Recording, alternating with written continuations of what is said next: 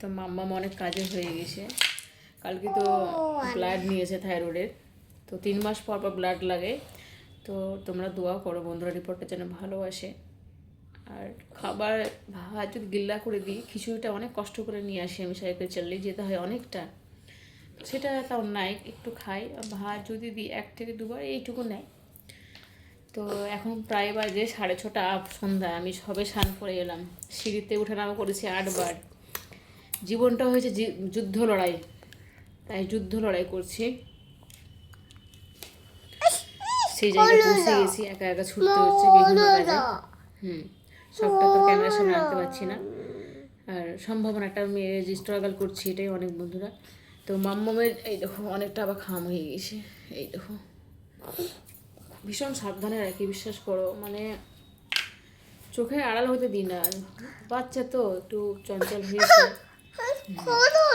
তো মামা কপালটা এখনো ব্যথা আছে, না না ধরলে কমে না মামা, একটু কষ্ট করো, একটু কষ্ট করো, একটু একটু না দিলে হবে না শোনা। চুলটা ছাড়বো, মাথা ব্যথা করছে, প্রায় 6:30 আপ হয়ে গেল, 7টা বাজতে চলো মাম্মা। এসে 7 বালতি কাচলাম। তো মাম্মা বেশি, তো ছোটো খাটো সব অনেক, ওগুলো সব কেচে ন্যাপথলিনে ঢুকিয়ে রেখে দেবো। তো এই প্রথম আমার ব্লাড, আমি ছিলাম না যখন ব্লাড নাই, ছাদে চলে গেছিলাম।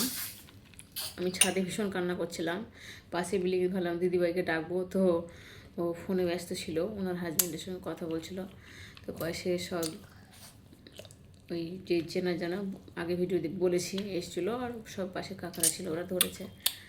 আর এই ফার্স্ট টাইম কম কান্না করেছি, মানে কান্না করেনি বললেই চলে, আর কিন্তু আমি কান্না করেছি।